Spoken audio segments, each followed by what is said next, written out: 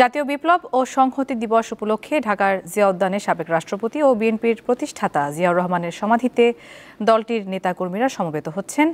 পাশাপাশি চলছে শ্রদ্ধা নিবেদন। দর্শক, এ বিষয়ে জানাতে জিয়া উদ্যান থেকে সরাসরি যুক্ত আছেন আমাদের সহকর্মী দিলশাদ অ্যানি। কথা বলছি তার সাথে। অ্যানি, নেতাকর্মীরা দিবসটি উপলক্ষে কি বলছেন এবং তাদের মাঝে নির্বাচনী কোনো আমেজ দেখতে পাচ্ছেন কিনা?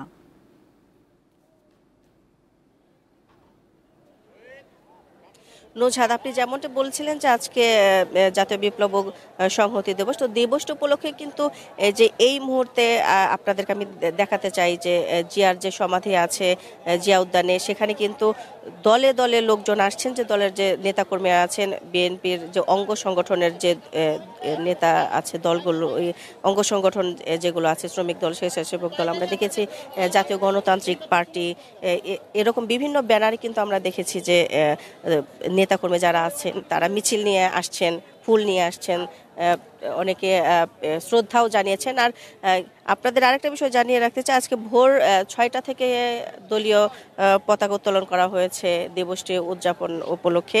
আর সেই সাথে নানা কর্মসূচিও কিন্তু হাতে নিয়েছে দলটি। আর এখন পর্যন্ত কেন্দ্রীয় পর্যায়ের যেসব নেতা আছেন তারা এখন পর্যন্ত জিয়ার সমাধিস্থলে আসেননি। তাদের আসার কথা রয়েছে বেলা 11টায়।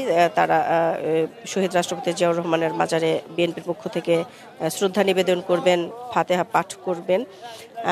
এতে আসবেন বিএনপি মহাসচিব মির্জা ফখরুল ইসলাম আলমগীর সহ জাতীয় স্থায়ী কমিটির সদস্য যারা আছেন, কেন্দ্রীয় নেতারা যারা আছেন, সেই সাথে ঢাকা মহানগর উত্তর দক্ষিণ বিএনপির নেতা ওনারাও যারা আছেন, কেন্দ্রীয় পর্যায়ের নেতাকর্মী সহ তারা আসবেন, তাদের আসার কথা রয়েছে।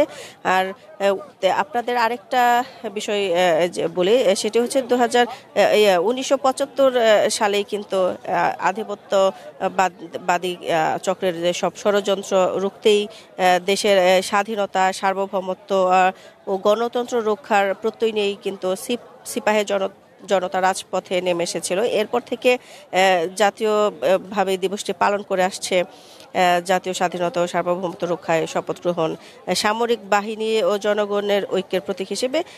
আপনাদের আরেকটা বিষয় জানিয়ে রাখতে চাই যে আপনি জানতে চেয়েছেন যে নির্বাচন উপলক্ষে নির্বাচনের আমেজ তাদের মাঝে আছে কিনা। আমরা তো বেশ কয়েকজন যারা আছেন তাদের সাথে কথা বলেছি, তারা আশা করছেন যে সরকার, অন্তর্বর্তী সরকার যে ঘোষণা দিয়েছেন সেই ঘোষণা অনুযায়ী নির্বাচন হবে। এবং এখানে যারা আছেন শ্রদ্ধা জানাতে যারা আসছেন সেই সব নেতাকর্মীরা যেটা বলেছেন যে তারা আশা করছেন অন্তর্বর্তী সরকার যে আশ্বাস দিয়েছেন সেই আশ্বাস থেকে তারা আসলে ফিরে আসবেন না। যেভাবেই হোক ভালোভাবে, সুষ্ঠুভাবে, নিরপেক্ষভাবে নির্বাচন হবে এবং তাদের আশা যদি সুষ্ঠু এবং নিরপেক্ষভাবে নির্বাচন অনুষ্ঠিত হয়, এই সরকার সেটি যদি সম্পন্ন করতে পারে, তাহলে আগামীর যে সরকার সেটি বিএনপির সরকার হবে বলেই তারা মনে করছেন।